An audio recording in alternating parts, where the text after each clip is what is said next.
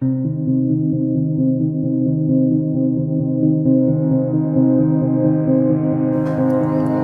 martes 2 de mayo vamos a celebrar en Torrelaguna una de las fiestas más tradicionales, la Fiesta de las Cruces. Y para conocer su origen, tenemos hoy la suerte de contar con Mariano Cid, gran historiador de nuestro municipio. Mariano, muy buenas. Buenas tardes, gracias por la ocasión de poder hablar sobre ello. Muchas gracias por acompañarnos.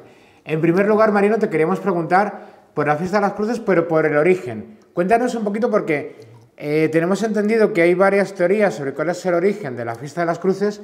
Acláranos, ¿de dónde viene esta tradición?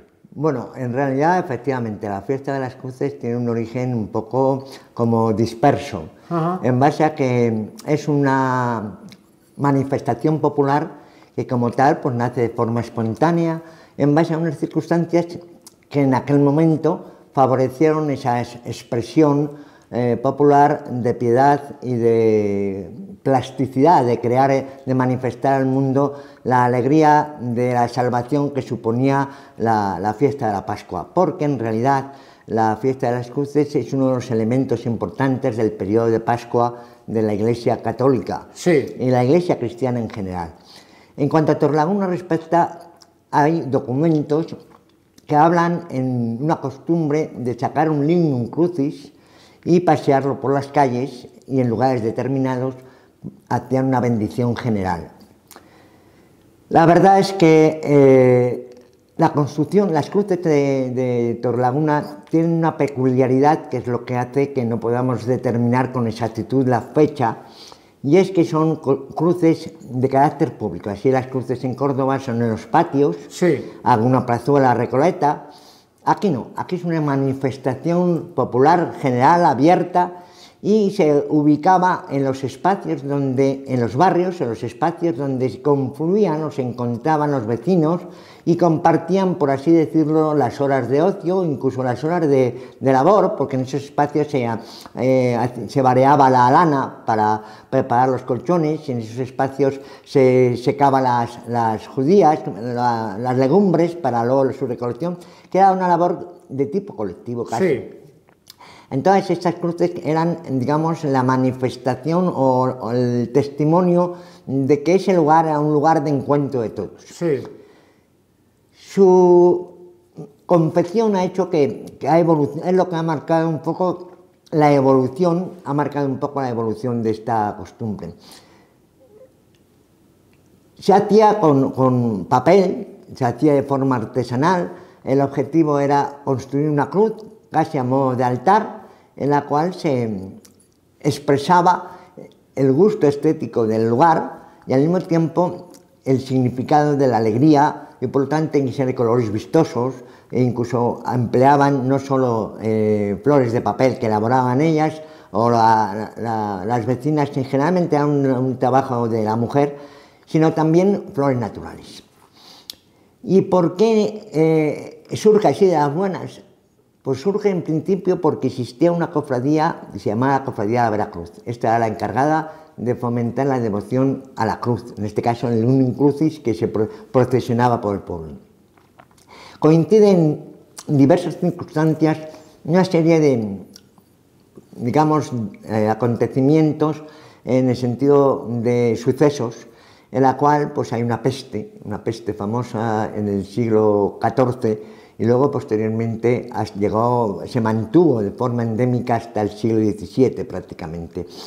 De hecho, en estas fechas es cuando se construye la ermita de San Sebastián, que es el lazareto para casos de apestados, y en estas fechas es cuando se empieza a establecer, o al menos a visualizar, las áreas apestadas, marcándolas una cruz o un signo externo que señalaba de alguna manera la característica de cuarentena. Esa zona estaba en cuarentena. Cabe desde ese planteamiento varias interpretaciones. La cruz florada era la cruz que se ubicaba en aquel lugar apestado, manifestando al mundo que ya estaba sano, que ya estaba limpio de la peste. En otros lugares, en otras circunstancias, podía entenderse como una expresión popular de reconocimiento, como en el corpus, de reconocimiento al paso del Lignum Crucis. La tradición más generalizada es que es la expresión de salud y alegría por haber superado la peste. Y desde entonces se ha ido manteniendo esa costumbre hasta el día de hoy. Lógicamente han cambiado, como bien he comentado, han cambiado los materiales de su construcción e incluso se ha ampliado a lugares. Sobre los lugares no hay nada concreto que fuera siempre en el mismo lugar. Lo que sí estaba claro que tenía que ser un lugar reconocido por el barrio como un lugar de encuentro. Hay curiosamente una casa en la calle Burgos que todavía conserva una cruz de piedra con dos enganches que son dos cerraduras, dando a entender, porque la casa es del siglo XVIII, dando a entender esa costumbre que ya existía en el siglo XVIII. Es lo único que en este momento podemos hablar con exactitud sobre el tema de la celebración de las Cruces de Mayo.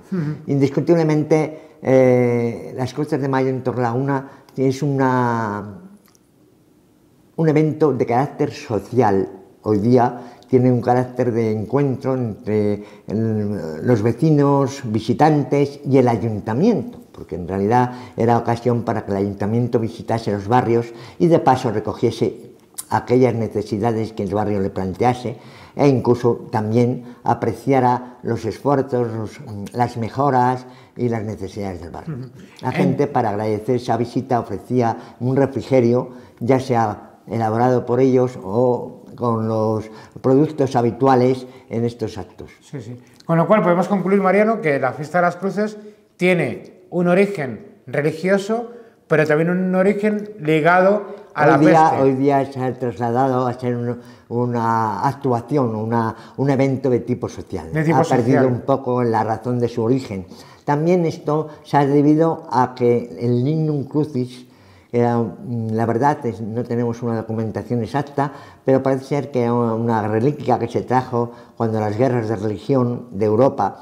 Era una reliquia muy conocida en Europa, en Alemania concretamente, y esta reliquia desaparece en la guerra, con lo cual después de guerra, pues al no tener unas referencias materiales que permitieran recuperar la costumbre, se quedó solo con aquel aspecto social que era lo que motivaba de alguna forma el reconocimiento de la Fiesta de la Cruz, porque es curioso, la fiesta del 3 de mayo, que es la invención de la Santa Cruz, es decir, el descubrimiento de la reliquia de la cruz por Santa Elena a nivel, digamos, litúrgico, ya está, digamos, en términos de tipo electrónico, está desactivada.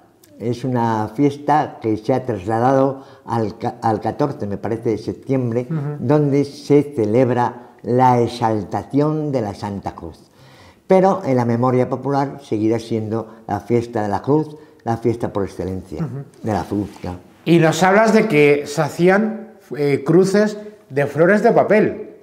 No necesariamente, el caso es adornarla con elementos vistosos. Por supuesto, la flor de papel con papel de seda, con papeles que llaman pinocho, tenían colores muy vivos, e incluso en algún caso hay de tela, tela engomada, que servía para hacer lo que se buscaba era el impacto de alegría y de vistosidad, de riqueza, que suponía el exponer esa cruz en el lugar. Y también nos hablas de una reliquia que había en la parroquia y que me imagino que fue en la Guerra Civil, cuando desaparece la reliquia. La reliquia estaba creo que estaba en la Soledad. En la Soledad.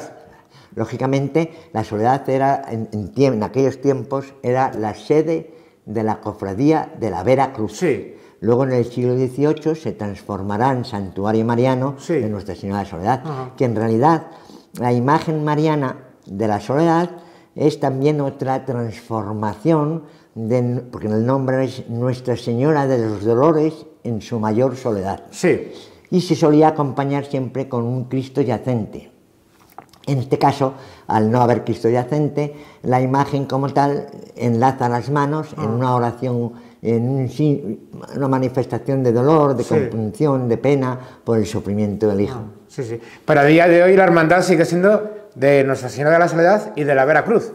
No, ¿ya no? La hermandad se llama Hermandad de Nuestra Señora de la Soledad y así está planteado en los estatutos. ¿Y de la Vera Cruz ya no? En 1800 86 o 68, ya son 20 años de diferencia, según unas crónicas de un secretario de aquí del pueblo, que se llamaba Gomersindo Sanz y Orrubia, comenta que él llegó a ser el primer secretario de la Hermandad de la Soledad, que se instituyó en aquel año con motivo de la visita, llamaban entonces visitas de misión, de unos padres franciscanos que vinieron a Torrelaguna para promover de alguna forma el regreso a la piedad, el regreso a las buenas costumbres religiosas, y entonces entre ellos destacaron la importancia de María como intercesora y sobre todo de María como protectora, puesto que era la patrona del pueblo. Estamos hablando que es en 1886. Entonces se constituye una hermandad para fomentar el culto que, curiosamente, parece ser, según el cronista, estaba en desuso. Es decir, que aquí no sé si sabréis que hay un patrón, sí, que es San Nicasio. San Nicasio. Y la patrona, Nuestra Señora de la Soledad. Son compromisos de tipo religioso que asumía el pueblo a través del ayuntamiento y a través del cabildo parroquial, para cumplir de forma permanente a lo largo del tiempo. Parece ser que diversos avatares, circunstancias, hicieron que la devoción hacia estos patronazgos se disminuyera, o no se perdiera, pero no adquiriese la importancia que en otros lugares con el paso del tiempo se tenía.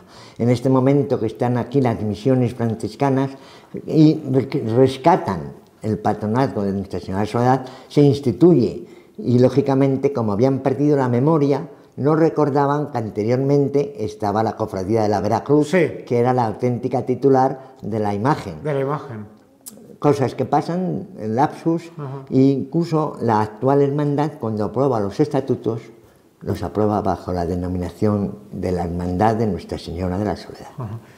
Pues nada, Mariano, el martes 2 de mayo, fiesta de las Cruces de Mayo aquí en Torrelaguna, desde las 5:30 de la tarde en la Plaza Mayor Sale. Y recorreremos juntos, como hemos hecho tantos años. Porque además es un evento simpático, un evento muy, no sé cómo decirte, muy entrañable, sí, y sobre todo socialmente muy positivo, porque es una ocasión de encuentro, de compartir foráneos con los vecinos, y de tratar de conocer un poco más el pueblo. Y conocer un poco el resto de barrios, y para que también el ayuntamiento pueda ver, como inicialmente, la cosa de los barrios en Torrelaguna tiene mucho arraigo, porque con eso de que la leyenda de que Torrelaguna se constituyó sobre 7 barrios, los barrios tienen mucha entidad. Sí, sí, la verdad que sí, hay mucha tradición.